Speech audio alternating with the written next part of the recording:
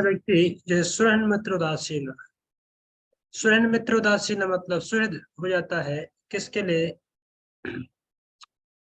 सबके लिए सुहृद हो जाता है। सुहृद मतलब होता है ना well wisher, as a well wisher of all wish for all the persons all the जीवस। सुहृद होना, सुहृद होना मतलब किसके लिए? सबके लिए, फॉर पीपल इन जनरल, मतलब सबके प्रति हमेशा वेल विशिंग रहता है ऐसा व्यक्ति। सुहृद मित्र हो जाता है, मित्र किसका हो जाता है? जो उसके अपने क्लोज फ्रेंड्स है उनका मित्र हो जाता है। कोई बोल सकता है हमारा कोई अपना पर्टिकुलर फ्रेंड है तो हम उसी के साथ फ्रेंडशिप रखते हैं ना, उसी के साथ ज्यादा क्लोज रहते हैं। बट ऐसा व्यक्ति सबके प्रति मित्र हो जाता है, उसको सब अपना मित्र मानते हैं। है? मित्र उदासीन at the same time is like a neutral person है। सो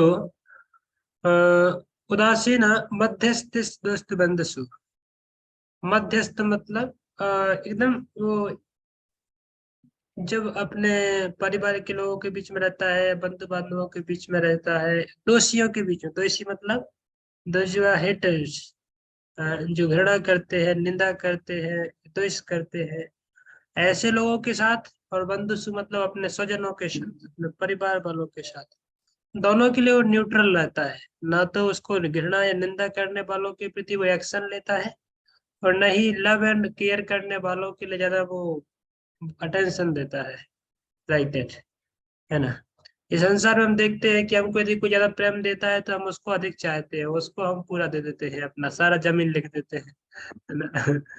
या फिर कोई हमको थोड़ा सा द्वेष करता है, थोड़ा सा कोई एक बार गाली दे तो हम उसका चेहरा नहीं देखना चाहते, इतना द्वेष हमारे हृदय में भर जाता है। राइट। पर जो कृष्ण भावनावत है, रियली जो वास्तव में डीपर गया है कृष्ण कॉन्शियसनेस में, उसके लिए सब चीजें मैटर नहीं करती, बिकॉज ये always kind and well wishing for others. तो ऐसा व्यक्ति मित्रों के प्रति उदासीन उदासीन हो जाता है, और मतलब सब चीजों के प्रति एज न्यूट्रल रहता है, जहाँ पे जिसका जितना उपयोगिता है उतना करता है।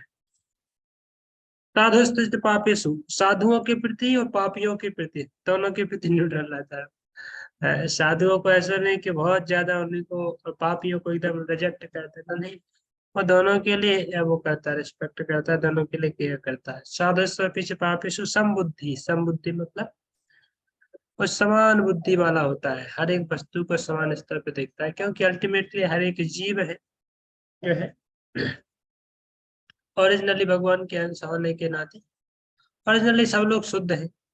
पर by the modes of material nature, उसके संसर्ग में आने से, उसके एसोसिएशन में आने से हम लोग इस प्रकार से गंदे हो जाते हैं। हमारे व्यवहार, हमारे आचरण या हमारी चेतना गंदी होने से हम गलत व्यक्ति बन जाते हैं, पर ओरिजिनली हर एक जीव शुद्ध ही है। राइट। योगी उज्जीत सततम आत्मानं रहसि स्थिता एकाकी चित्तात्मा नरास्य परिग्रह। तो ऐसा योगी जो वास्तव में युज्जित सततम हमेशा जो है लगा रहता है, किस में लगा रहता है? प्रोपज ने युज्जित का प्रोपज ट्रांसलेशन दे रहे हैं कि वो कृष्ण चेतना में हमेशा रहता है, या कृष्ण चंद्रा में चेतना में केंद्रित करके रहता है। तो ऐसा व्यक्ति, उसका मन कहाँ लगा रहता है?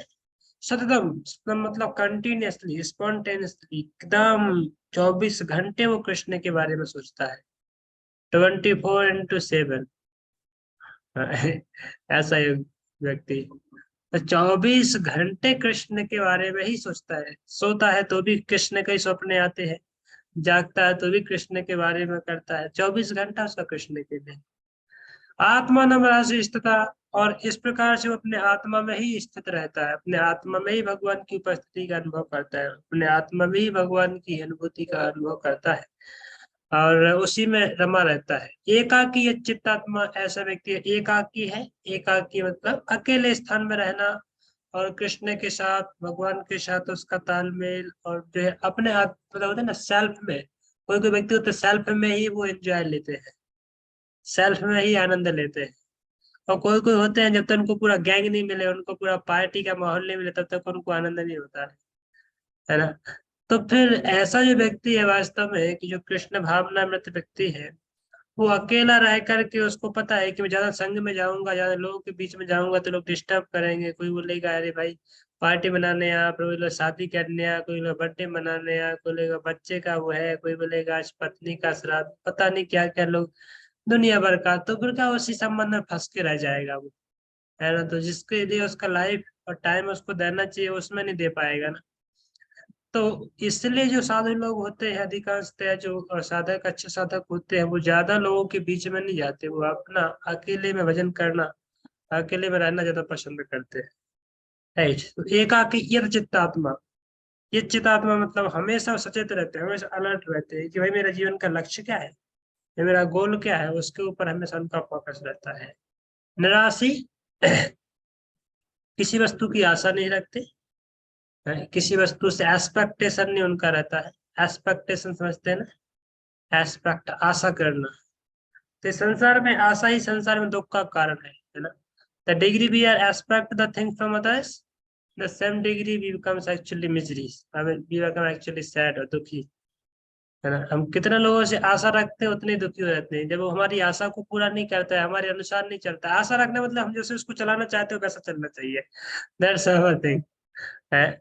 So, if he's following the things as accordance of other, that means actually we are having a happiness in our heart, but at the same time we are giving the trouble to them, right? तो हम अपनी expectation को fulfil करने के लिए उसको दुख देते हैं और क्या सोचते हैं, वाह हम अभी खुश हैं आपसे। तो उसने अपने लाइफ में सेक्रीफाइस किया ना आपकी प्रसन्नता के लिए, और जब सामने वाला उतना सैक्रिफाइस नहीं करता तो हम पे दुखी हो जाते हैं, फिर गाली देने लगते हैं। तो हमारे जो एक्सपेक्टेशन है वो हमारे दुख का कारण बनता है कई बार। मैं एक बहुत सुंदर एक कल परसों एक लेक्चर में सुन रहा था। एक इस्कॉन के स्वामी है, स्वयं भगवान Swami Maharaj, he was telling that once he heard the voice from one speaker. एक बार उन्होंने एक अच्छा एक आवाज सुना एक स्पीकर से, उसमें चार वस्तुएं बहुत अच्छी सुनी है। एक पहली बार सुनी, वो बोली कि लिव विदाउट प्रिटेंडिंग, है, live without pretending and speak without offending, है, and hear without defending and love without expecting. Wonderful. So live without pretending means live without pretending, speak without offending, and hear without defending, and love without expecting. Right. So, live without pretending means जैसे हम रहते हैं अपने जीवन में, हमें एकदम open minded और ओपन होना चाहिए। ऐसा नहीं कि बोल कुछ रहे हैं और अंदर कुछ चल रहा है। फिर संपर्क में तो प्रभु जी वाह, प्रभु जी वाह, आप तो इतने प्रिय हैं, आप तो ऐसे हैं, आप तो ऐसे हैं। तो इस दुनिया में दिखाते हैं हम आपको इतना प्यार करते हैं, आप ही हमारे सबसे प्रिय हैं, आपको ही हम दुनिया में चाहते हैं। और जैसे ही वो जाता है सामने, फिर गाली देना चालू कर दे, बदमाश आ गया कहीं के यहाँ से।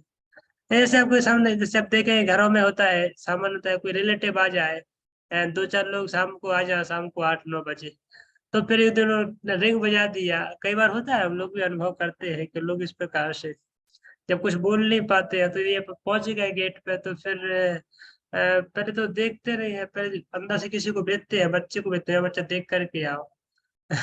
बच्चा देखा कि मामा आए, मामा तो चिल्लाता जाता है मम्मी के पास। अब मम्मी को पता चल गया, मम्मी ने सुन लिया, रिश्तेदारों भी सुन लिया क्या मम्मी है घर, तो वो निकलते तो अच्छा अच्छा, अच्छा आप आए, आप आए, बहुत अच्छा आप आए, बहुत खुशी हुई। और फिर वो बिठा देती है, फिर अंदर जाके किचन में बोलती, कहाँ बिना बताए अपने आप से आ जाते हैं, अब पता नहीं कब जाएंगे, होता है ना। तो फिर कौन इनके लिए सेवा करेगा, कौन ये करेगा। सो इट्स कॉल्ड प्रेटेंशन, दिखाना कुछ और करना कुछ, राइट। तो संसार में प्राय लोग अच्छा अच्छा दिखाना चाहते हैं और बुरा बुरा करना चाहते हैं, है ना। हमेशा इस प्रकार का मेंटालिटी होता है लोगों का। तो but devotees life it must be like in live without pretending, right. हम जैसे अंदर वैसे ही बाहर हमें जीवन जीने का प्रयास करना चाहिए। यदि हम इस प्रकार से कर पाएंगे तो हम फिर बहुत अच्छा एक जीवन, तो हमारा जो भी लाइफ है, हम जितना भी हम में शक्ति है, जरूरी नहीं कि बहुत कुछ दिखाना है। जितने हमें उतना उतना ही करना चाहिए, उतना पर्याप्त है हमारे लिए, है ना। हम यदि 10 लोटे वाले घड़े हैं तो हम 10 लोटा ही पानी हमारे अंदर बनेगा ना। यदि हम कॉपी करें 100 लोटे वाले घड़े का, तो नहीं होगा ना, क्योंकि 100 लोटे वाले घड़े का एक अलग कैपेसिटी है, उसका एक अलग क्षमता है, और 10 लोटे वाले घड़े का एक अलग क्षमता है। तो हमें प्रेटेंशन नहीं करना चाहिए अपनी लाइफ में, क्या चीटिंग बोलते हैं उसको, चीटिंग प्रेटेंशन मतलब समझ है ना, वो कपट कपट का जीवन जीना करके। सो उस प्रकार से नहीं जीना चाहिए, we should be very frank and open minded, right. And speak without offending. Speak without offending means हमेशा बोलना चाहिए सत्यम, सत्रम ब्रूयात प्रियम ब्रूयात, ऐसे संस्कृत में एक शब्द आता है। हमेशा सत्य बोलो और प्रिय बोलो, है। पर सत्यम ब्रूयात, अ, सत असत्यम ना ब्रूयात, एंड सत्यम अप्रियम ना ब्रूयात, ऐसे बोलते हैं। कि सत्य बोलना चाहिए, पर सत्य के पीछे ऐसा भी नहीं कि सत्य बोलने के चक्कर में सामने वाले का दिल टूट जाए, इतना कठोर तरीके से सत्य बोल रहा है तुमको। तो मतलब क्या है कि यदि सामने वाले का एक बार दिल टूट गया तो फिर वो कभी भी आपके साथ में दिल जोड़ नहीं पाएगा। तो सत्य कहना चाहिए, पर प्रिय भाषा में कहना चाहिए, है।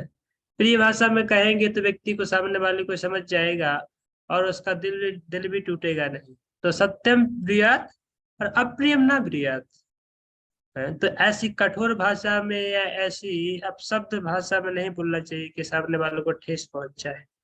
पर कभी कभी ओकेशनली बोलना पड़ता है ऐसा, है। यदि आप अपने लाइफ में एनालिसिस करेंगे तो कभी कभी इस प्रकार के इंसिडेंट होते हैं।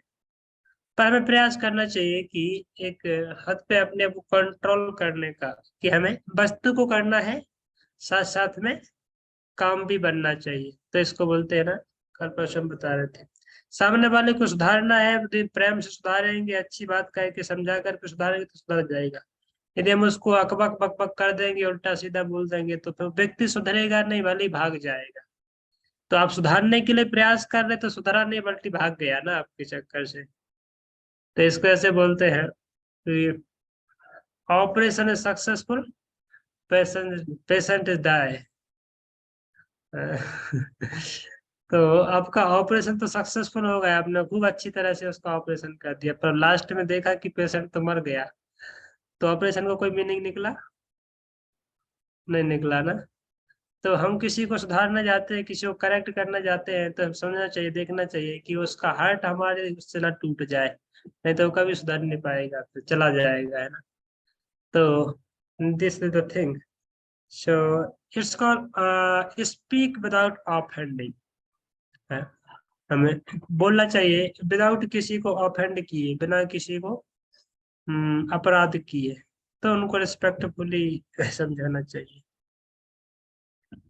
और हियर विदाउट डिफेंडिंग मीन्स हमें बात को सुनना चाहिए बिना किसी डिफेंड, मतलब एक आर्गुमेंट किए बिना, और एक अपोजिट बाउंस बैक, इसको बोलते बाउंस बैक।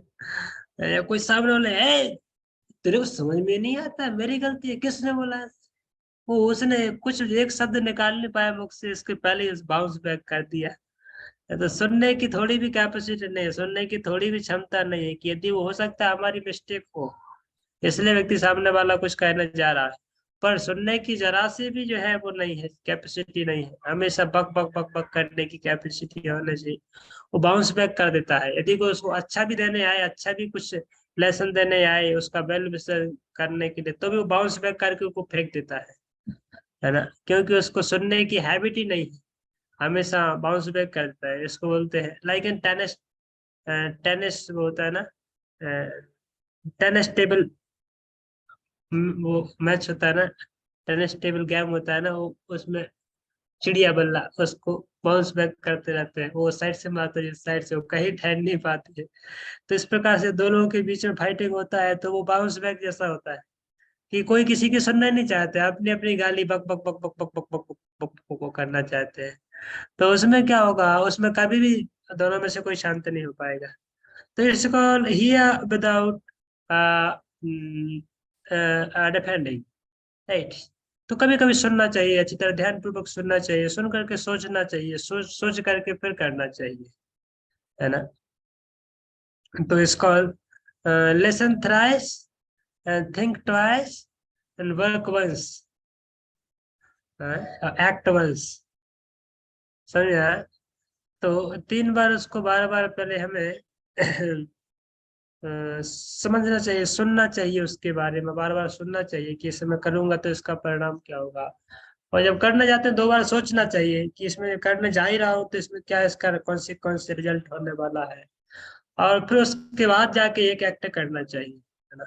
और हमारा स्थिति उल्टा होता है thinking zero, listening zero, act always. हमेशा करना चाहते हैं, हमेशा दम दम दम दम दम दम सब करना चाहते हैं, सब बिगाड़, सब कचरा बना के फेंक देते हैं, right? तो इसका हिया विदाउट डिफेंडिंग, राइट। तो सुनने का हमें कैपेसिटी बढ़ाना चाहिए। सामने वाला ठीक है, वो हो सकता है हमारी गलती बता रहा है, तो समस्या क्या है, यदि उसको, यदि गलती बता, यदि नहीं भी मेरी गलती होगी तो बाद में तो प्रूफ हो ही जाएगा ना कि मेरी गलती नहीं थी। पर एक बार एटलीस्ट वी शुड लिसन, नहीं तो फिर क्या होगा, यदि कोई सामने वाला हमारी अच्छी गलती हमारे सामने बताने आया, बाउंस बैक करने की हैबिट है, तो कभी हम सुधार ही नहीं पाएंगे, कभी उससे नया लेसन नहीं सीख पाएंगे। एक बार एक व्यक्ति था, वो कहीं सोना सोना खोजने के लिए निकला। तो उसने सुना था कि जो बिहार में नदी है ना, बिहार में Bihar not Bihar, like I think that is Gandaki नदी, नेपाल। तो उसने सुना था कि यहाँ पे पत्थरों का एक नदी है, पर उसमें कहीं कहीं पे जो है मणि पाए जाते हैं, पारस मणि। पारस मणि का क्या होता है, क्या क्षम वो उसका क्या उपयोगिता होता है कि वो लोहे को सोने में कन्वर्ट कर देता है, right? तो उसका विशेषता होता है। तो व्यक्ति ने सुना कि वहां पे पारस मणि पाए जाते हैं, तो चलो लेकर के आता, ढूंढ करके आता हूँ। तो क्या किया उसने, एक अपने कमर में लोहे का पट्टा बांधा, लोहे का पट्टा बांध करके वो वहां पे गया। उसने सोच रहा था कि यहाँ पे जितने ही पत्थर है सबको टच कर करके इस समय अपनी पारसमणि से टच करूंगा, तो जो पत्थर वो पारसमणि होगा वो मुझे मिल जाएगा, तो मैं माला माल हो जाऊंगा। तो वो इस प्रकार से आकर के एक पत्थर उठाता, अपनी कमर में लगाता, फिर फेंकता, दूसरा पत्थर उठाता, वो नहीं बनता तो फिर फेंकता, तीसरा फेंकता फेंकता, वो फेंकता, उठा फेंक उठा फेंक करके उसको ऐसी हैबिट हो गई कि वो उठा फेंक ही करता रहा, उसको भूल गया कि वो किस लिए आया। तो को कब पत्थर आया, उसने कब उसे टच कराया और फेंक दिया। उसने जब देखा बहुत देर बाद कि वो तो पहले बन गया है, का पता नहीं कब का सोना बन गया है। तो फिर वो लेमेंट करता रहा है कि यार पता नहीं वो कौन सा पत्थर मैंने उठा करके फेंक दिया, अभी कहाँ है, ढूंढो। तो इस प्रकार से क्या हो जाता है कि कभी कभी हमें हैबिट हो जाती है इस प्रकार की, एक रिचुअलिस्टिक हैबिट हो जाती है कि हम बाउंस बैक करना सीख जाते हैं, समझ रहे हैं ना, कि कभी भी सुनना नहीं चाहते, कभी भी उस वस्तु को लेना का हमारे अंदर वो नहीं होता है। तो बाउंस बैक में यदि हमें कोई अच्छा लेसन भी मिलने वाला होता है वहां से, तो भी हम सीख नहीं पाते। क्या बोलते हैं नेहा माता जी, ये राइट? हाँ, जी प्रभु जी, राइट। अरे याद आ रही है किसी की, कोई इंसिडेंट याद आ रहा है, नहीं। ट्रेन वाला? ट्रेन वाला तो याद रहेगा प्रभु जी। बाउंस में टेनिस टेबल गया।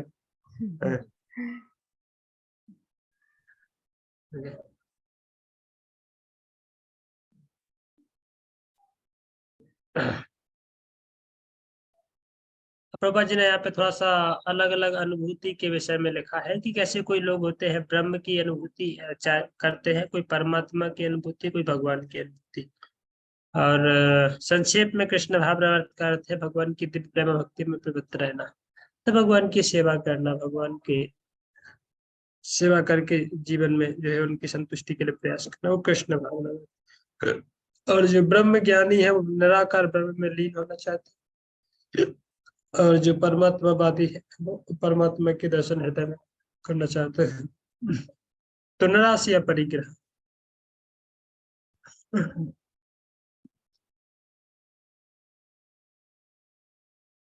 रूपा जी कह रहे हैं कि इतने पर भी इन सबों को अपने अपने कार्य में निरंतर लगे रहने का आदेश दिया जाता है, जैसे वे देर सवेर परम सिद्धि प्राप्त कर सके। योगी का पहला कर्तव्य है कि वह कृष्ण पर अपना ध्यान सदैव एकाग्र रखे। उसे सदैव कृष्ण का चिंतन करना चाहिए और एक क्षण के लिए भी उन्हें नहीं भूलना चाहिए। परमेश्वर में मन की एकाग्रता ही समाधि कहलाती है। मन को एकाग्र करने के लिए सदैव एकांतवास करना चाहिए और बाहरी उपद्रव से बचना चाहिए। योगी को चाहिए कि वह अनुकूल परिस्थितियों को ग्रहण करे और प्रतिकूल परिस्थितियों को त्याग दे, जिससे उसकी अनुभूति पर कोई प्रभाव न पड़े।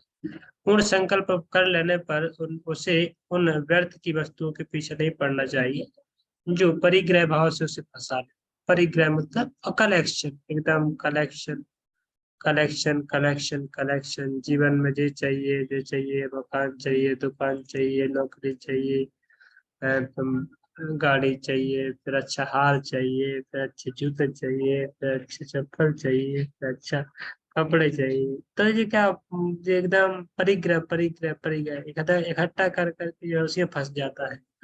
तो it's called like a silk bomb. Silk bomb समझते हैं ना? रेशम का कीड़ा, रेशम का कीड़ा कैसे होता है? वो अपने ही लार से, अपने ही थूक से वो बनाता है, रेशम बनाता है। अपने थूक से एक जाल बनाता है, बनाता बनाता बनाता बनाता, थूकते थूकते जाल बनाता बनाता वो ऐसा बनाता है कि उसी में अंदर रह जाता है। और उसी थूक का वो ऐसा बनाता है कि जाल को चारों तरफ से बंद कर देता है, और वो अपने लिए दरवाजा नहीं छोड़ता है निकलने के लिए, और उसी में मर जाता है। हाँ, हरे कृष्ण। मैं तो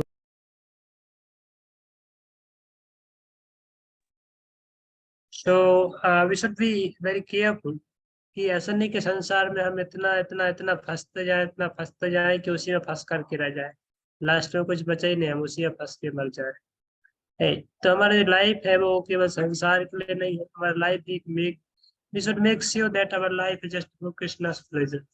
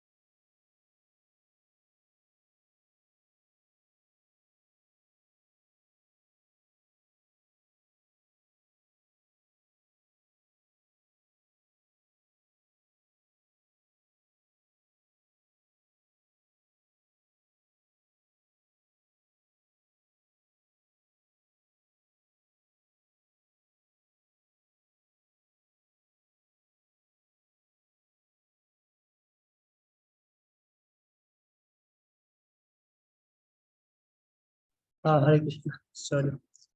तो तो कहने का मतलब था कि हमें अपने लाइफ को बहुत ही अच्छी तरह से देखना चाहिए कि हमारा कितना समय किन वस्तुओं में कहाँ पर व्यतीत हो रहा है। कहीं ऐसा तो नहीं कि अनर्गल कार्यों में जो हमारी भक्ति से संबंधित ही नहीं है, जो हमारी लाइफ से रिलेटेड ही नहीं है, उसी में हमारा समय जा रहा है। ऐसा नहीं होना चाहिए। हमें एक एक वस्तु को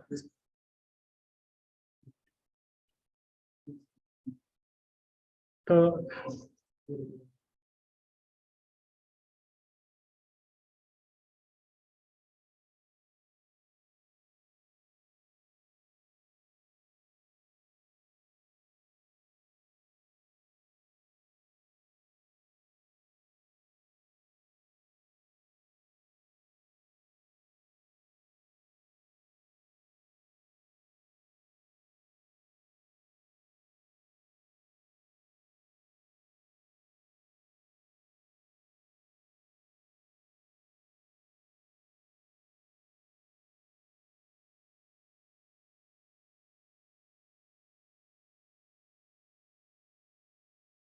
हाँ, हरे कृष्ण।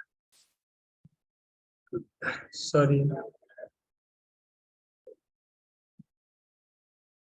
ये सारी सिद्धियां तथा सावधानियां तभी पूर्ण रूप में कार्यान्वित हो सकती हैं जब मनुष्य कृष्ण भावनामृत, जब मनुष्य प्रत्यक्षतः कृष्ण भावना भावित हो, क्योंकि साक्षात कृष्ण भावनामृत का अर्थ है आत्मोत्सर्ग, जिसमें संग्रह भाव के लिए लेस मात्र भी स्थान नहीं होता। श्री रूप गोस्वामी कृष्ण भावनामृत का लक्षण इस प्रकार देते हैं। तो कैसे कोई व्यक्ति प्रोग्रेस कर रहा है कृष्ण भक्ति में नहीं कर रहा है, उसको कैसे समझेंगे? रूप गोस्वामी ने यहाँ पे डेफिनेशन दिया है कि हमें अपरिग्रह होना चाहिए। अपरिग्रह मतलब वस्तु को संग्रह करने की हमारे अंदर भावना नहीं होनी चाहिए। अनासक्त विषयान यथाराम उपयुज्यता निर्बंध कृष्ण संबंधी युक्त वैराग्य उच्यते। प्रापंचकतया बुद्धि हरि संबंध वस्तु न मोक्ष भी परित्यागे वैराग्य कथ्यते। राइट। तो रूप गोस्वामी इसकी परिभाषा देते हैं कि किस प्रकार से अनासक्त विषयान, विषयों से हमें अनासक्त रहना चाहिए, डिटैच रहना चाहिए। जो इंद्रिय भोग है, इंद्रिय भोगों से यथाराम उपयुज्यता, उनका उपयोग करना चाहिए। यदि पर्टिकुलर उसके वस्तु के पर्टिकुलर क्या बोलते हैं, रिलेशन में, वस्तु के पर्टिकुलर उसकी उपयोगिता कहाँ पे, उसको वैसे उपयोग करना हमें सीखना चाहिए। इट्स कॉल्ड यथाराम उपयुज्यता। तो जिस प्रकार से इस प्रकार से हम इस अनासक्त के भाव में रह करके वस्तु को सही तरीके से उनकी रिलेशन में उपयोग कर पाएंगे, तो फिर उसको बोलते हैं निर्बंध कृष्ण संबंध युक्त वैराग्य मुच्यते। तो निर्बंध कृष्ण संबंधी, हर एक वस्तु तो कृष्ण संबंध में हम उपयोग कर सकते हैं ना। ये संसार में ऐसी कोई भी चीज नहीं है जो हम उपयोग कृष्ण की सेवा के लिए उपयोग नहीं कर सकते। तो यदि ये वास्तव में कृष्ण भावना में भावित व्यक्ति है, वो हर एक वस्तु को देखता है, तुरंत वो कृष्ण को याद करता है, कृष्ण को ऑफर करता है। Krishna this is for you, Krishna this is for you, Krishna this is for you. So nothing is left there to him, everything just in relation to Krishna. तो इस प्रकार से वो करते हैं। जी। कोई आता है गेट खोल के चला जाता है, कोई कुछ। एक मिनट।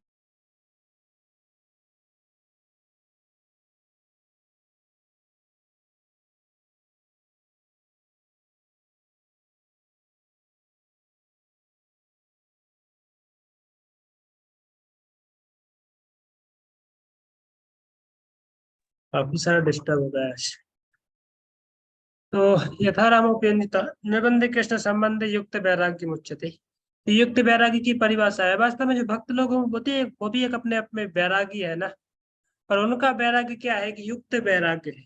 जो हमारे कृष्ण भावना मृत में, जो हमारी भक्ति के प्रोसेस में हम जो वैराग्य का तो पालन करते हैं, पर युक्त वैराग्य है ना, फलगु वैराग्य नहीं। फलगु वैराग्य क्या होता है? दिखावटी वैराग्य। जैसे हमने देखा था ना, बैरागी दिखावटी सन्यासी, जो बाहर से तो सन्यास धारण किया है, अंदर से विषय वासना का भूखा बैठा है। तो क्या है? वो विषय वैराग है, फल्गु वैराग के जैसा है, सूखा वैराग है। और जो वास्तव में युक्त वैराग्य है, वो हर एक वस्तु को आंतरिक रूप से अपना ना समझ करके कृष्ण का वस्तु समझ करके आंतरिक रूप से भोग की वासना को त्याग देते हैं, मतलब कृष्ण की कृपा से।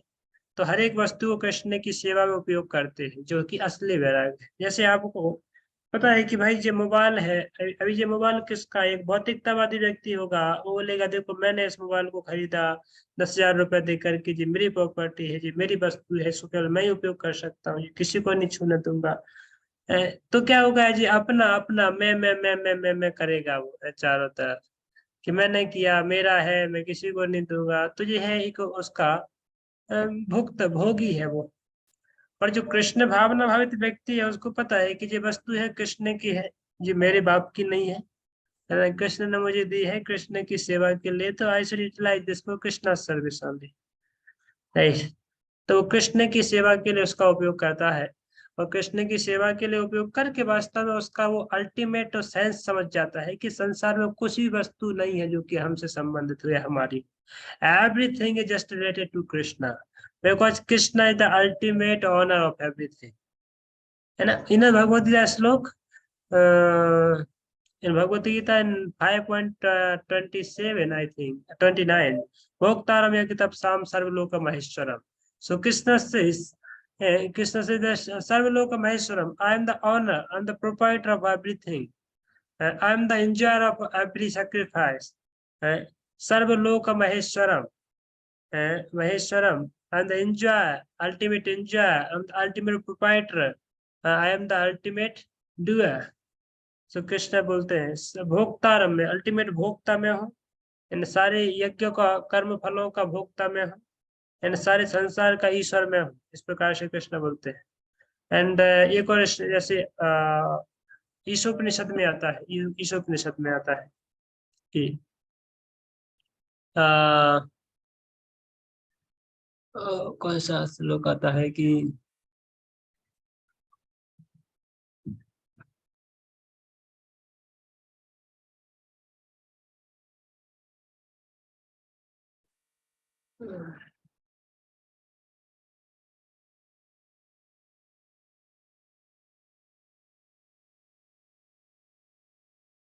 अभी याद नहीं आ रहा है तो ठीक है, अभी आएगा तो मैं बोलूंगा।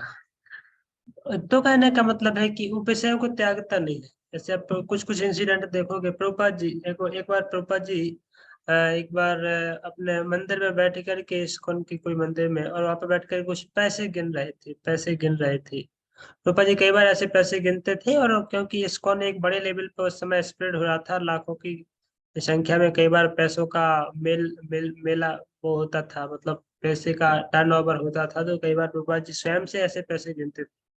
तो एक बार कुछ साधु लोग आते हैं, मायावादी साधु, मायावादी, मायावादी किसको बोलते हैं? जो कि इस जगत की सब वस्तुओं को मिथ्या मानते हैं, जगत को मिथ्या मानते हैं। तो ब्रह्म सत्य जगत मिथ्या, ये जगत क्या है? सब मिथ्या है, इसलिए कुछ भी नहीं चाहिए, सब त्याग दो, त्याग दो, त्याग दो। वो इतने बड़े त्यागी बन जाते हैं कि जिसके लिए वो घर परिवार त्याग करके आए, पत्नी बच्चे त्याग करके आए, और पूरा संसार त्याग करके आए, और फिर वो माया माया सब त्याग करके हो, जो बोलते भगवान भी उनके सामने आते तो त्याग दो, तो त्यागने की आदत पड़ जाती है सब त्याग देते हैं। भगवान भी आते तो भगवान भगवान नहीं है, किसने बोला भगवान है? तो ऐसे वो बोलते हैं कि ब्रह्म में लीन होना सब कुछ है, तो मायावादी इसको बोलता है। तो ऐसे कुछ सन्यासी लोग प्रभुपाद जी के पास आए मंदिर में, तो प्रभुपाद जी ऐसे वहां पर कुछ पैसे गिन रहे थे, तो उन लोगों ने उनके सामने कुछ नहीं बोला, पर प्रभुपाद जी के जो शिष्य वहां पे कुछ थे, तो उनके पास वो लोग गए, तो प्रभुपाद जी के शिष्यों को बोलने लगे, देखो हम लोग, एक्चुअली उनके शिष्य ने उनको कुछ दान दिया करके, कि साधु लोग हैं, चलो भाई किराए मिराए के लिए कुछ खाने पीने के लिए हो जाएगा, रख लो थोड़ा बहुत। तो नहीं नहीं, हम नहीं छूते नहीं है, हम पैसे छूते नहीं है। अरे तुम्हारे स्वामी जी कैसे जैसे नहीं है कि हम पैसे गिनते रहते हैं, हम पैसे छूते भी नहीं है। हमारे साधु लोग इतने वैरागी हैं कि पैसे छूते भी नहीं।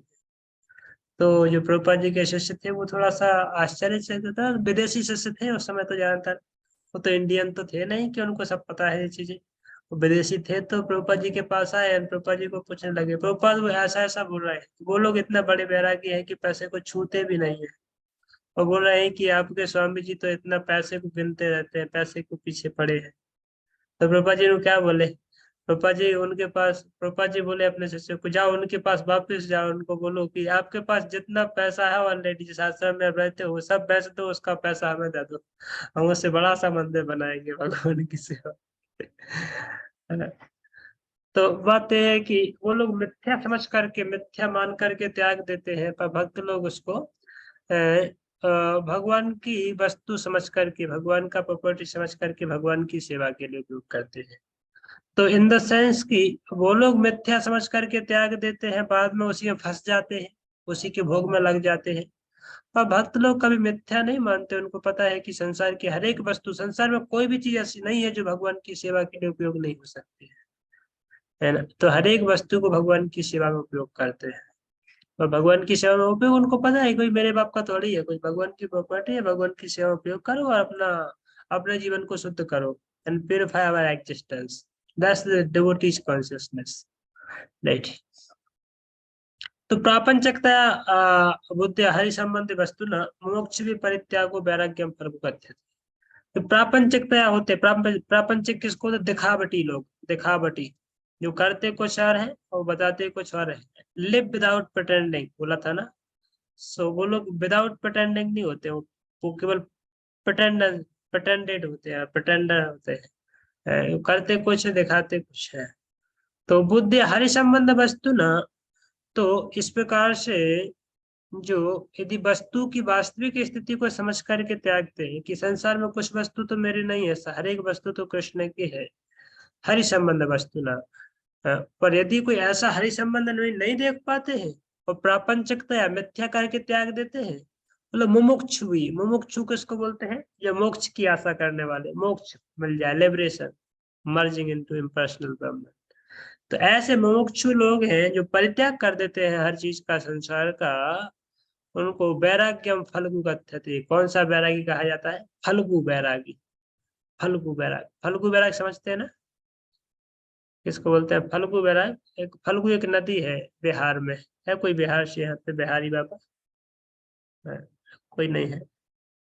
तो बिहार में एक नदी है फल्गु, उसमें आप जाएंगे तो वहां पर ऊपर ऊपर देखेंगे तो रेत रहती है, रेत दिखाई देती है, पर अंदर जैसे थोड़ा सा हटाएंगे रेत को तो वहां पर जल निकलता है अंदर से, पर ऊपर केवल रेत दिखाई देती है। इसी प्रकार से ऊपर से तो बहुत वैराग्य दिखाई देता है, और थोड़ा अंदर जाएंगे तो काम वासना भरी मिलेगी, भोग की वृत्ति भरी मिलेगी ऐसे लोगों के बीच में।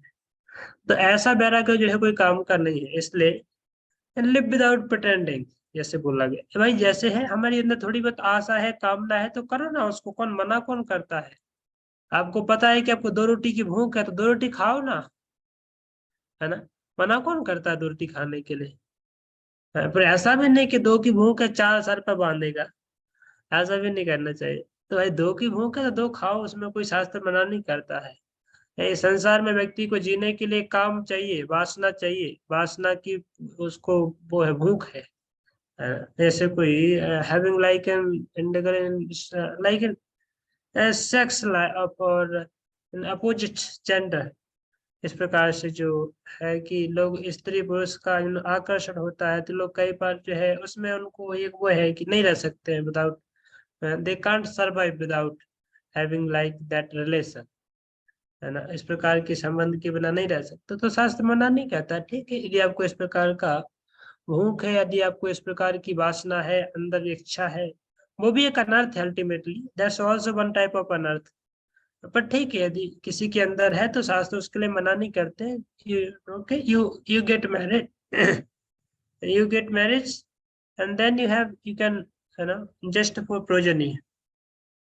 तो ये संतान उत्पत्ति उत्पत्ति के लिए आप शादी करिए, शादी करके फिर आप उस माध्यम से जो है अपनी कामना को भी पूरा कर पाएंगे, अपनी वासना को पूरा कर पाएंगे।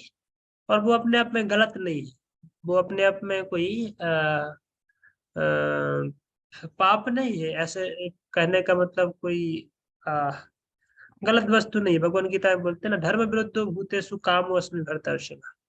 कोई धर्म के अविरुद्ध है, जो धर्म का पालन करता हुआ काम है, जो स्त्री पुरुष के बीच में संबंध है, वो क्या है?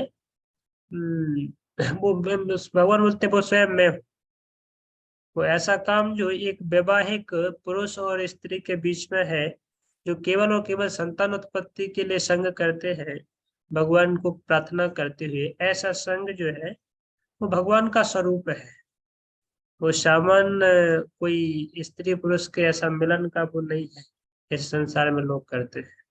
तो ये है वस्तुएं, हमें समझना चाहिए कि इस संसार में हमें हर एक वस्तु को हम कृष्ण की सेवा में लगा सकते हैं। तो इस प्रकार से यदि कोई करते हैं तो वो एक अपना लाइफ, एक गृहस्थ आश्रम में जाए, शादी करें, उसके बाद शास्त्र के निर्देशन में, गुरु के निर्देशन में, कृष्ण भावना में संतान की उत्पत्ति के लिए इस प्रकार से संबंध है, वो बुरा नहीं है, उसकी कोई निंदा नहीं की गई है शास्त्र में, बड़ा ही अप्रिशिएट है। अप्रिशिएट भी इतना, मतलब ऐसा भी नहीं है कि नहीं नहीं, मतलब वो सबको वही करना चाहिए, इतना अप्रिशिएटिव है कि एकदम सबको वही करना चाहिए, ऐसा भी नहीं है। पर उन लोगों के लिए जो कि भाई उसके बिना नहीं रह सकते हैं, उसके बिना जो नहीं रह सकते, तो उनके लिए फिर ठीक है भाई, इस प्रकार से करो। तो आप उसी को करते करते थोड़ा सा धीरे धीरे प्यूरिफाई हो जाओगे, और जैसे शुद्ध हो जाओगे तो ऑटोमेटिक वो हृदय में से चला जाएगा जो वासना है, टेंडेंसी है, राइट। तो इस संसार में कहने का मतलब अल्टीमेटली सारे कार्यों को करते हुए प्यूरिफाई होना है, शुद्ध होना है, शुद्ध होकर के भगवत धाम जाना है। भगवत धाम जाने के लिए शुद्ध होना पड़ेगा, और शुद्ध होने के लिए सब नियमों का पालन तो करना पड़ेगा। इसलिए सब नियम है, इसलिए सब नियम आदेश है कि हमें उनको पालन करना चाहिए, शास्त्र के गाइडलाइन का पालन करना चाहिए। राइट। तो कहने का मतलब था कि हमें लेना चाहिए, अपनी उपयोगिता को समझना चाहिए कि भाई हमें कितनी उपयोगिता है, हमें कितना पैसा चाहिए जैसे लाइफ में है।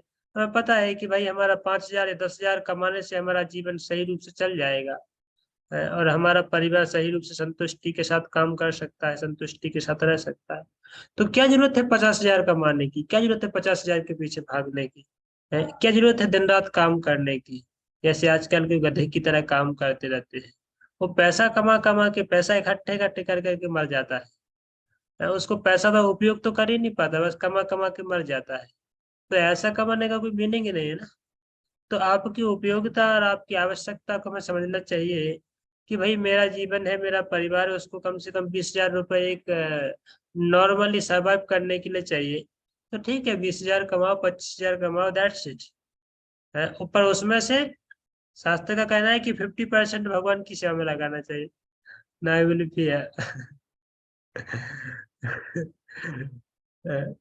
तो कहने का मतलब है शास्त्र के अकॉर्डिंग तो 50% है, पर at least we should engage for few percent at least, है ना। 2%, 5%, 10%, 10-20%, जितना भी हमारा क्षमता है उतना परसेंट हमें कृष्ण की सेवा में लगाने के लिए प्रयत्न करना चाहिए, इससे कि हमारा धन शुद्ध हो, मन शुद्ध हो, तन शुद्ध हो, कार्य शुद्ध हो। तो अल्टीमेटली शुद्ध होना है ना। अल्टीमेट हमारा लक्ष्य क्या है? शुद्ध होने का, प्यूरिफाई होने का। तो अलग अलग लोग अलग अलग प्रकार से अपने आप को लगाते हैं, जस्ट लाइक सन्यासी ने, ब्रह्मचारी है, वो अपने आप को तन से लगाए हो, मन से लगाए हो, उनके पास धन नहीं होता है। So they are engaging themselves through mind and body, right. और जो ग्रस्त लोग होते हैं, they have the mind, they have the body, and they have the धन ऑल्सो, मनी ऑल्सो। पर ग्रस्तों के पास कई बार देखा जाता है कि उनके पास धन होता है और मन और तन नहीं होता है, क्योंकि तन तो कंपनी में लगा और मन पत्नी के साथ झगड़ालू कार्यों में लगा है, या फिर पत्नी खींचातानी करती है, बच्चों की देख रेख करने में, उसी में मन लगा रहता है। तो कोई समय नहीं है। कहा जाता है रे, कोई दिन भर तो कंपनी में वो गधा गधे की तरह रगड़ते हैं, शाम को आते हैं तो घर पे हाथ टाइट होती है। हम आ नहीं सकते फौजी सेवा में, कुछ डोनेशन ले लीजिए, आप सेवा करा लीजिए और किसी से। दे have the money but they don't have the time, right? They don't have the mind and physical. So इस प्रकार से कहने का मतलब है हर एक व्यक्ति की अपनी अपनी उपयोगिता और उसको अपनी अपनी कैपेसिटी और एबिलिटी समझना चाहिए कि हम किस प्रकार से कृष्ण की सेवा कर सकते हैं, वैसे करना चाहिए। बिकॉज जैसे it's like in complete society. वर्णाश्रम क्या है? वर्णाश्रम एक कंप्लीट सोसाइटी है जहाँ पे 4 प्रकार के लोग एग्जिस्ट करते हैं। कौन?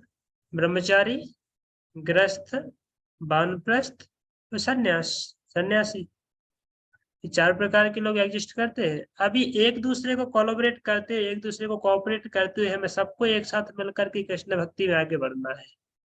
तो ब्रह्मचारी शुड नॉट हेट फॉर ग्रस्त, ओ जी इतना पतित हो गया, माया के जाल में जाके गिर गया, ऐसा तो सोचेगा तो बेचारा फिर वो कभी भक्ति कर ही नहीं पाएगा ग्रस्त लोग। और ब्रह्मचारी ऐसा सोचेगा तो उसका भी अल्टीमेटली फॉल डाउन हो जाएगा, because he is hating for someone, right. और ग्रस्त को भी नहीं सोचना चाहिए अच्छा अरे ये लोग क्या है, इन लोगों को कुछ आता जाता नहीं, सब जा करके साधु बनेंगे। वास्तविक आश्रम तो ग्रस्त आश्रम है, असली आश्रम तो ग्रस्त आश्रम है। ऐसे कई बार लोग दावा करके बोलते हैं ना, अरे ग्रस्त आश्रम की तपस्या, इसने वो तपस्या कर ली, उसको सारी तपस्या है उसको करनी आ जाएगी, और चाहे उसी के पैंट के पीछे हवा निकल रही हो। गृहस्थ आश्रम को पालन करते हैं। पर वो दावे के साथ ऐसे बोलता है जैसे कि एकदम वो गृहस्थ, मतलब ऐसा नहीं कि एकदम एकदम वैकुंठ में बैठा हो, ऐसे बोलता है। अ, तो ऐसा नहीं। हाँ, एक आश्रम है, गृहस्थ भी एक आश्रम है, नो डाउट। पर आश्रम का पर्पस क्या होता है? कृष्ण भक्ति ना। आ प्लस श्रम, आ इधर आकर के श्रम कर, दैट्स मीन्स आश्रम। For home? होम प्लेजर किसके संतुष्टि के लिए? कृष्ण की संतुष्टि के लिए। तो भाई इस आश्रम में आकर के यहाँ पे मेहनत कर कृष्ण की प्रसन्नता के लिए, अपनी प्रसन्नता के लिए नहीं। दैट्स कॉल्ड आश्रम। है। तो गृहस्थ भी एक आश्रम है, पर यदि उसमें पति पत्नी दोनों कृष्ण कॉन्शियस है, यदि पति पत्नी दोनों कृष्ण भावनामृत है और दोनों आपस में आकर के संपर्क में आकर के कृष्ण को सेंटर बना करके कृष्ण को संतुष्ट करने के लिए प्रयासरत करते हैं, कृष्ण की सेवा करने का प्रयास करते हैं, तो ऐसा वास्तव में जो आश्रम है गृहस्थ आश्रम, वो उस आश्रम का उस आश्रम को अप्रिशिएट किया गया है शास्त्रों में। न कि जो शादी करके बच्चा बच्ची पैदा करके कुत्ते बिल्लियों की तरह लंप झंप करके जीते हैं, वो कोई आश्रम नहीं। उसको तो शास्त्र में बड़ा निंदा किया गया है भागवतम में। उसको तो ऐसा गाली दिया गया है सीधा। पुंसाम स्त्रिय मैथुनी भाव में तयो मिथु हृदय ग्रंथि बाहु इतः अतः सुताप्त वित्त जनस्य मोहयम अहम ममेति। ऐसे भागवत बोलते जनस्य मोहयम, ऐसा व्यक्ति अंधे कुएं में गिर जाता है, मोह के कुएं में गिर जाता है। ममेति, ये मेरा है, ये पत्नी मेरी है, ये बच्चे मेरे हैं, ये गाड़ी मेरी है, ये बंगला मेरा है, ये गांव मेरा है, ये देश मेरा है, ये मेरा है, वो मेरा है। अरे भाई कितना बड़ा जाल फंसा करके उसी में मर जाता है। वो सोचता है मैं ग्रस्त हूँ। अरे भाई तू आश्रम में का है? भगवान का नाम तो जिंदगी में ले ही नहीं पाता है, वो मैं करते उसी में मर जाता है। तो ऐसे वस्तु को आश्रम नहीं बोला गया है। उसका तो बड़ा निंदा किया गया है कि जो स्त्री पुरुष आपस में केवल काम वासना के लिए शादी करते हैं, शादी नहीं काम वासना के लिए, love marriage. Love marriage what is love marriage? Love marriage completely kind of आसुरिक वृत्ति, कंप्लीटली काइंड ऑफ ग्रह मेधी, ग्रह मेधी है ना, होना कुत्ते बिल्लियों के ऐसा जीवन है। So love marriage not like an appreciated, जो कोई अप्रिशिएट नहीं किया गया, उसका कोई बड़ा ही नहीं। एकदम एकदम बेकार, एकदम बेकार का, जैसे कुत्ते बिल्ली कहते हैं ना, कुत्ते बिल्लियों का एसोसिएशन के जैसा है। And they have not any restriction, they don't have any regulation, they don't have any particular way of life, way of living. बस कुत्ते बिल्ली हैं, आपस में मिलते हैं, बच्चे पैदा करते हैं, रास्ते में छोड़ करके फिर जाके दूसरी शादी करते हैं, फिर वहां पे मिलते हैं, कुछ बच्चे वहां पैदा करते हैं, फिर दूसरे से जाके शादी करते हैं। तो कुत्ते बिल्लियों के बीच में ऐसा कोई वो नहीं होता है भाई मेरी पत्नी कौन है, मेरा पति कौन है, मैं एक ही तेरे साथी केवल जिंदगी बिताऊंगा या तेरे साथी जिंदगी बिताऊंगा, ऐसा कोई उनका वो नहीं होता है, बहुत कोई स्ट्रॉन्ग फाउंडेशन नहीं होता है ना। तो इस प्रकार से आजकल के मनुष्यों का भी हो गया, बोलते हैं I had love marriage, I had my I had my husband, I had my wife, but we are not too restricted। हम ज्यादा बंधे नहीं है हम लोग।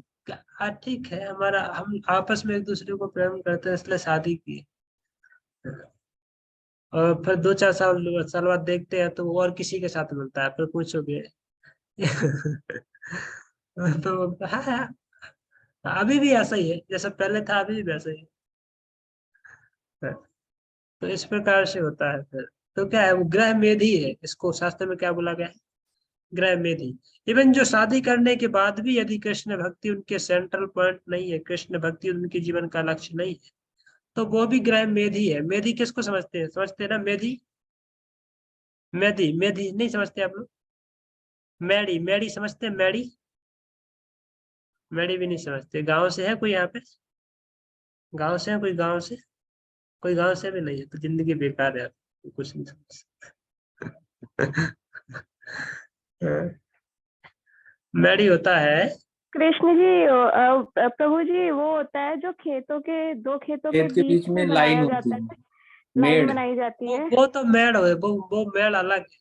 और मेड़ी होते हैं, एक मेड़ी बैलों के बीच में एक मेड़ी होती है। आपने कभी खेतों में देखा हो तो खेतों में पहले जो धान वगैरह काट करके, अनाज वगैरह काट करके बैलों को उससे कुचलते थे। बैलों को बीच में एक डंडा होता है, जमीन में गाड़ा जाता है, ये जमीन होती है, उसको कूट पीट करके उसको एकदम पक्का किया जाता है खेत में ही।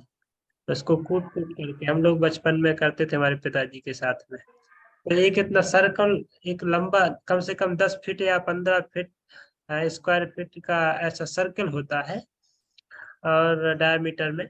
और उसको जो है बराबर से कूट करके ठोक पीट करके पक्का किया जाता है। उसके बीच में एक डंडा गड़ा रहता है लकड़ी का, और उसको मैड़ी बोलते हैं। और फिर 4-5 बैलों को ऐसे कनेक्ट किया जाता है उनके गले से, वो रस्सी के द्वारा उनको कनेक्ट किया जाता है। वो उतने ही सर्किल में घूमेंगे, उससे बाहर नहीं जा सकते। कोल्हू ठीक है, की तरह। कोल्हू की तरह, हाँ कोल्हू की तरह, जैसे कोल्हू का बैल होता है। कोल्हू का वैसे शायद एक ही बैल होता है, पर मेड़ी में काफी सारे बैल होते हैं। तो वो क्या करता है, उसको मेड़ी बोलते हैं। और वो बैल को आप हाँकते हैं और हाँकते रहिए, आप दिन भर उसको चलाते रहिए, वो ऐसा घूमता रहता है दिन भर उसी डंडे के, क्योंकि उसकी रेंज फिक्स है ना। तो उसको केवल 1 फीट या 1.5 फीट दूर उसको केवल रखा जाता है। पर दूसरे बैल को 1-1.5 फीट का गैप दे करके दूसरे बैल को कनेक्ट किया जाता है, फिर 1-1.5 फीट का गैप दे करके तीसरे बैल को। पर वो सब को कनेक्ट रहते हैं। तो आप जैसे एक को चलाएंगे दूसरे को चलना ही पड़ेगा क्योंकि उसके गले से बंधा है ना। तो वो डंडा है, उसको मेड़ी बोलते हैं। तो बैल जो है दिन भर चलता रहता है, दिन भर चलता है, पर वो भाग कहीं नहीं पाता, वहीं पे शाम को वहीं पे मिलता है 10 किलोमीटर सफर करने के बाद भी शाम को वहीं पे मिलता है ना। तो कहने का मतलब क्या है कि उससे क्या होता है, वो किसान लोग इसलिए उपयोग करते थे कि गाँव जो बैल के पाँव है, बैल के खुर के माध्यम से वो पड़ता है फली के ऊपर या फिर गेहूं के उसके ऊपर, तो दाना अलग हो जाता है। पर वो उसको उड़ाते हैं हवा में और दाना को अलग कर लेते हैं, भूसा को अलग कर देते हैं। पर उदाहरण यहाँ पे भागवतम में किसने लिया गया, उस मेड़ी का उदाहरण इसलिए लिया गया है कि वो सेंट्रल पॉइंट क्या है उसका, बैल का, वो मेड़ी है। तो उसी के इर्द गिर्द वो नाचता रहता है, इसलिए ग्रह मेधी, मेधी शब्द आया वहां से। मेधी मतलब जो ग्रह को मेधी बना लेता है, ग्रह को मेड़ी बना लेता है। जो ऐसा ग्रह मेधी है वो घर को ही मेड़ी बना लेता है, घर के इर्द गिर्द चक्कर लगाता रहता है। और पत्नी बच्चों को मेड़ी बना लेता है, वो पत्नी को मेड़ी बना करके उसी के चारों तरफ चक्कर लगाता रहता है तो चक्कर लगा लगा के उसी में मर जाता है। उसको जीवन का लक्ष्य क्या है वो पता ही नहीं चलता। कोई हो सकता है अलग अलग प्रकार की मेड़ी से बंधा हो, कोई गाड़ी को मेड़ी बनाया है, कोई घर को मेड़ी बनाया है, कोई बच्चों को मेड़ी बनाया है, कोई धन को मेड़ी बनाया है। पर बहुत सारे लोग इस प्रकार से मर जाते हैं तो उसी में मेड़ी में घूमते घूमते। पर इस प्रकार से जो जीवन है वो एकदम निकृष्ट बेकार का जीवन है। इसको मनुष्य जीवन का लक्ष्य क्या है उसके बारे में लक्ष्य का पता ही नहीं चला, वो मर गया ऐसे घूम घूम करके, राइट। तो इसलिए हमको समझना चाहिए कि हमारा जीवन बड़ा ही कीमती है और बड़े ही महत्व उद्देश्य के लिए मिला है, बहुत ही महत्वपूर्ण काम के लिए मिला है। कृष्ण भक्ति जो जीवन का लक्ष्य है, कृष्ण प्राप्ति उसके लिए मिला है। तो इसको सामान्य तरीके से गंवाना नहीं चाहिए। कहने का मतलब है जो खाने पीने के लिए गधे की तरह काम करते रहे और उसी में that's not good. You should engage ourselves very solidly and very honestly in Krishna service, Krishna's pleasure. Krishna भावना में तो व्यक्ति भली भांति जानता रहता है कि प्रत्येक वस्तु श्री कृष्ण की है। फलस्वरूप वह सभी प्रकार के परिग्रह भाव से मुक्त रहता है। इस प्रकार वह अपने लिए किसी वस्तु की लालसा नहीं करता। वह जानता है कि किस प्रकार कृष्ण भावनामृत के अनुरूप वस्तुओं को स्वीकार किया जाता है और कृष्ण भावनामृत की प्रतिकूल वस्तुओं का परित्याग कर दिया जाता है। वह सदैव भौतिक वस्तुओं से दूर रहता है क्योंकि वह दिव्य होता है और कृष्ण भावनामृत से रहित व्यक्तियों से किसी प्रकार का सरोकार न रखने के कारण सदा अकेला रहता है। तो अतः कृष्ण भावनामृत में रहने वाला व्यक्ति पूर्ण योगी होता है। तो वही है कि हमें we should not be very aggressive, very extremely greedy, अत्यधिक लालची नहीं होना चाहिए। भाई हमें जितना आवश्यक है कृष्ण दे रहे हैं ना, ऐसा कभी नहीं होगा कृष्ण हमें मर जाने देंगे, है ना। कभी होगा क्या, कभी नहीं होगा। भाई जो भक्ति करता ही नहीं है, जो भगवान के पास भटकता ही नहीं है, भगवान उसको भी खिला रहे हैं संसार में, है। जो एक बार भी कृष्ण का नाम लेता नहीं, भगवान उसको भी खिला रहे हैं। तो मैं तो यार इतने अच्छी तरह से गंभीरता पूर्वक भक्ति कर रहा हूँ, तो भगवान मुझे नहीं खिला पाएंगे क्या, है? भगवान पूरे संसार को एक एक कीड़ा भी भूख से मरता नहीं, एक जानवर भी भूख से मरता नहीं, जंगल में रहने वाला, भगवान उसका भी ध्यान कर रहे हैं। तो भगवान मुझे ध्यान नहीं करेंगे क्या, करेंगे ऑब्वियसली। तो जो साधक के हृदय में जो कंप्लीट फेथ हो जाता है कि नहीं, भगवान जो है संसार में हर जीव का पालन कर रहे हैं। मैं कौन होता हूँ संसार में, घर का पालन करने वाला, पत्नी बच्चों का पालन करने वाला, संसार का पालन, मैं कौन होता हूँ। जब मैं नहीं था तब कौन इनका पालन कर रहा था, है? और जब मैं नहीं रहूंगा तब इनका पालन कौन करेगा, है कि नहीं? तो ये व्यक्ति को गंभीरता से समझ लेना चाहिए। जब मैं जैसे मैं आया था ना, जब मैं ब्रह्मचारी आश्रम में आया, just then I just decided to join ashram and no dedicate my whole life to Krishna service. At that time, my parents were completely crying. They were screaming that who will care for the family, who will feed for the family, who will earn for the money. मेरे friends होते, मित्र थे, परिवार, relatives थे, वो सब उनका एक ही जवाब था, उनका एक ही क्वेश्चन था कि कौन परिवार को पालेगा, कौन परिवार को खाने पीने, कौन काम करने वाला है, कौन कमा के लाएगा, who will care for the families. Then I had nothing to say. But मेरे अंदर एक ही बस एक विश्वास जो मुझे बार बार अंदर से वो देता था, बूस्ट देता था, बूस्ट करता था कि नहीं, कृष्ण है ना, कृष्ण पालन नहीं कर सकते हैं क्या? जब मैं नहीं था तब कौन पालन कर रहा था इन लोगों का? वैसे ऐसा तो है नहीं तब परिवार नहीं था, ऐसा भी नहीं तब लोग नहीं थे, ऐसा भी नहीं, सब कुछ था, everything was there, everyone was there, but I was not there, then who was working at that time? तो और जब मैं नहीं रहूंगा तो भी कृष्ण आई थिंक पालन करेंगे, जब नहीं करेंगे तो मैं, यदि मेरी शक्ति से ही कुछ होना होगा तो मैं आ जाऊंगा लौट के, क्या समस्या? Otherwise Krishna is playing all the roles through our hand. तो देखा मैंने उस चीज को कि वो जैसा परिवार तब चल रहा था जैसे अभी भी चल रहा है, नथिंग इज चेंज। तब वो 2 साल पहले रोते थे, चल रहा था ये ऐसा होगा, कैसे होगा, कौन करेगा, everything is going very smoothly. किसी को संसार में किसी से मतलब नहीं है, सब अपने अपनी दुनिया में मस्त है। तो वही जो लोग बोलते थे कि नहीं कौन करेगा, वो लोग भी क्या करते हैं, वो लोग भी कुछ नहीं करते हैं ना उस चीज के लिए। वो पहले जो इतना कंपैशन दिखाते थे कि नहीं नहीं, तुम नहीं करोगे तो कौन करेगा, हमको आना पड़ेगा, हमको ये करना पड़ेगा, कौन करेगा, कोई करने वाला नहीं, सब मिट जाए, ऐसा कुछ होता ही नहीं एक्चुअली। तब मैं देखा कि भगवान एक्चुअली सब कुछ रक्षा करते हैं और सब चीजें हैं और सब चीजें चल रही हैं, और व्यक्ति के अपने अपने कर्म भी है। तो चाहे कोई भी है संसार में, चाहे वो माता पिता हो, चाहे भाई बहन हो, चाहे बच्चे हो, चाहे पत्नी है, कोई भी है, हर एक जीव अपने अपने कर्म लेकर के घूम रहा है, और उसको अपने कर्म के अनुसार जितना उसको सुख और दुख मिल रहा है वो तो उसको लेना ही पड़ेगा। हम उसमें साथ में रहे या नहीं रहे, मुझे ज्यादा मैटर नहीं करता है, उसको अपना झेलना ही है उतना तो है। जिसको खाया है जिसने तो डायरिया उसी को होगा, कोई उसको दूसरा हाथ नहीं लगा सकता। है कि नहीं? तो हमने जो कर्म किया है उसका तो हमें लेना ही पड़ेगा ना। अब वो किस माध्यम से आएगा, कैसे आएगा, वो हमको ही सफर करना है। अब आप बच नहीं सकते, कहीं भी रहो, किसी दुनिया के किसी भी कोने में रहो, कौन सी भी दवा खाओ। तो पर वही है कि हमें एक मोह के कारण ऐसा लगता है कि हम कर रहे हैं, हम इन चीजों को संभाल रहे हैं, और हम नहीं रहेंगे तो कौन करेगा। ऐसा वास्तव में कुछ होता नहीं है। हर एक वस्तु जो है कृष्ण के हाथ में है, कृष्ण उसको केयर कर रहे हैं, देखभाल कर रहे हैं। So that's the thing. लेकिन प्रभु जी, लेकिन फिर ये मोह क्यों नहीं छूटता है? मतलब जो जैसा कि आपने बताया अपनी स्टोरी के लिए, तो फिर अ, इसके पीछे यही वजह है कि ये मोह क्यों नहीं छूटता है फिर? अगर हम सोचते हैं कि ठीक है, आप सब कौन ठीक बोल हो रही है, हमें जाएगा। दिखाई नहीं दे रहे। हाँ, 1 मिनट रुकिए। सरिता जी बोल रही है। किससे मोह छोड़ना चाहते हैं? मोह छोड़ने वाली बात नहीं है प्रभु जी, लेकिन तो नहीं छोड़ना अ, चाहते तो फिर प्रश्न काय को कर रही है?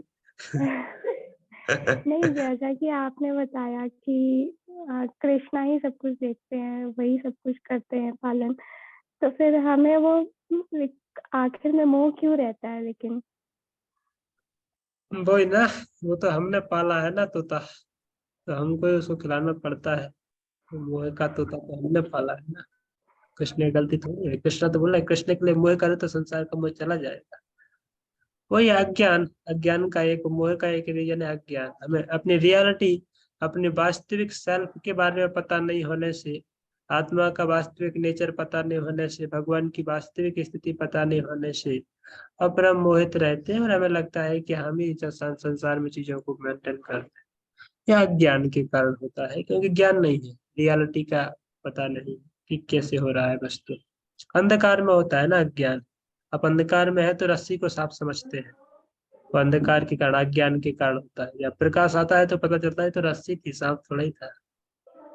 तो उसी प्रकार से है संसार में। तो जब तक लोगों को आध्यात्मिक ज्ञान नहीं है, कृष्ण भक्ति का पूर्ण नॉलेज नहीं है, कृष्ण के ऊपर पूर्ण सेल्टर नहीं लिया है, तो उनको लगता है कि हम कर रहे हैं, हम नहीं करेंगे तो ऐसा कैसे होगा।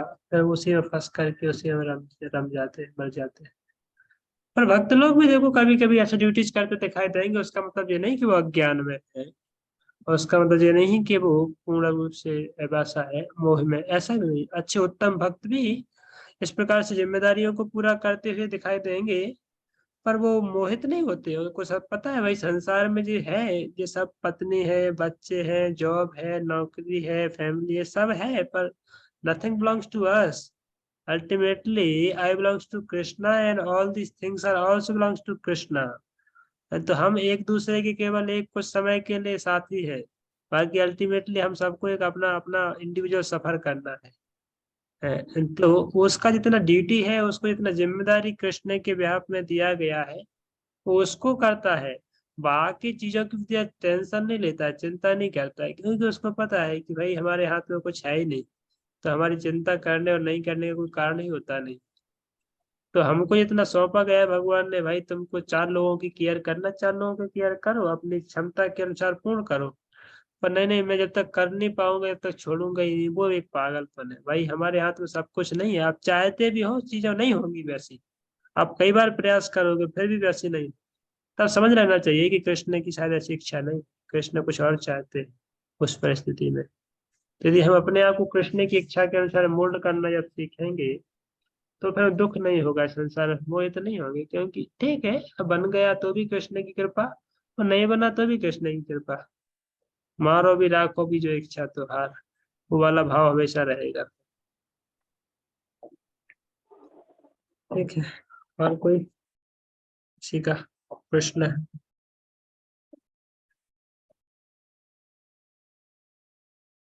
और कोई प्रश्न नहीं है? क्लियर है सब? तो ठीक है, time is over, I think 8:45 हो गया। 1 घंटा पूरा हमने चर्चा किया, इसका एक कल चर्चा करेंगे। योगी की अलग अलग स्थिति के बारे में बताया जाएगा कि किस प्रकार से योग को हम साधन कर सकते हैं, उसके बारे में चर्चा की जाए। कल सैटरडे है ना, कल ही चर्चा की जाएगी, परसों संडे को तो छुट्टी रहेगा। ओके, कोई प्रश्न नहीं है तो फिर यहीं पे स्टॉप करते हैं, कल मिलते हैं। शैलेंद्र मिश्रा आदित्य,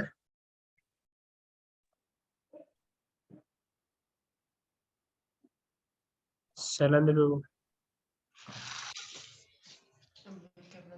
हरे कृष्णा प्रभु जी। हरे कृष्णा।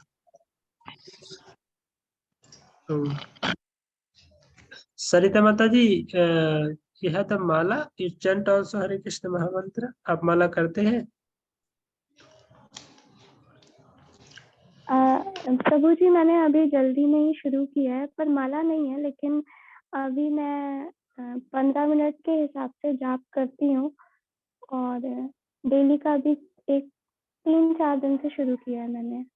हाँ, माला जाकर के नियर बाई कहीं से जाकर के, अगली बार जब नेक्स्ट आप मंदिर जाएंगे इसको temple, then you can purchase one माला हम दे, जी माला लेकर के आइएगा, माला का जप करना चालू कीजिए। हम लोग अर्ली मॉर्निंग ऑनलाइन भी जपा करते हैं, आधे घंटे जपा सेशन होता है 6 से 6:30। यदि आप उस समय जागृत अवस्था में रहते हैं तो सबके साथ में भी कर सकते हैं, अदरवाइज आगे पीछे अपने हिसाब से कर सकते हैं। जी जब करेंगे धीरे धीरे सारा मोह चला जाएगा। पर हमको मत भूलिएगा कि अभी क्या हो रहा है तो जी, परिवार में मन ही नहीं लगता है मोह चला गया उल्टा हो जाएगा। तो कई बार लोग आते हैं, पहले पहले लोग आते हैं तो जी क्या करें, परिवार का मोह जा ही नहीं रहा है, परिवार का अटैचमेंट जा नहीं रहा है, कुछ दिन साधना अच्छी तरह से रगड़ के करते, क्या मुझे परिवार का ध्यान ही नहीं आता है, मतलब उल्टा सीधा होता रहता है, कोई चिंता ही नहीं रहती है, तो मोह चला जाएगा। फिर आप क्या चाहते हैं दोनों में से? नहीं, मतलब पूरी तरह से नहीं जाना चाहिए। देखो, वो बांध करके थोड़ा सा तो रखना ही चाहते हैं, वो आपने सुना एक बार एक बारात जा रही थी बंगाल में। बारात मतलब बंगाल में बारात मतलब आपको हर जगह पे गंगा जी क्रॉस करनी पड़ती है नाव से। ठीक है, वहां पर रोड नहीं होते, कोई ट्रेन नहीं होती है, तो हर जगह आपको गाँव नाव ट्रेन नाव से जो है गंगा जी पार करनी होती है। तो बारात जा रही थी, सारे के सारे बाराती शाम को 8 बजे 9 बजे के समथिंग जाके नाव में बैठे, और नाव में बैठ कर के वो सोच रहे थे, अच्छे गाना गा रहे थे और बढ़िया से अपना पार्टी मार्टी कर रहे थे, एंजॉय कर रहे थे। चलो सुबह पहुंच जाएंगी बारात, सुबह पहुंच जाएगी तो बढ़िया धूमधाम से तो शादी में भाग लिया जाएगा, और दूसरे दिन बहू के साथ लौटा जाए। तो फिर वो रात में अपना अपना सब पार्टी कर रहे थे, और रात में करते करते सब सो गए नाव में। कोई नाव वाला था, वो नाव वाला मतलब उसमें कोई इंजन तो होता नहीं था, तो वो नाव अपने हाथों से नौका चलाते थे वो लोग, वो पतवार के माध्यम से। तो पतवार चला रहा था वो नौका, नाव भी रात भर चलाया, तो रात भर चलाया, सुबह देखा कि वो नाव तो वहीं पर खड़ी है। सारे बाराती देख रहे, नाव तो भागी ही नहीं वहां से, एक स्टेप भी आगे नहीं। तो देखा बाद में उसको, भाई क्यों भाई नाव, अरे क्या करूं, मैं लंगर खींचना भूल गया। और नाव रात भर चलाने के बाद भी वहीं पर खड़ी है। उसी प्रकार से साधकों के जीवन में भी होता है कि हम नाव तो खूब चलाते हैं, पर जो लंगर है ना अटैचमेंट का, उसको छोड़ नहीं पाते, छोड़ना नहीं चाहते, उसको थोड़ा बांध करके रखना चाहते, नहीं थोड़ा रहना चाहिए। अब पूरा चला जाएगा तो फिर क्या होगा। तो वो लंगर जो है फिर नाव को वहीं पे अटका के रखता है, बोले भाई कहीं जाना नहीं है, यहीं पर रहो आराम से चलाओ, आप नाव चलाते रहो और रहोगे यहीं पर, टेंशन मत लो।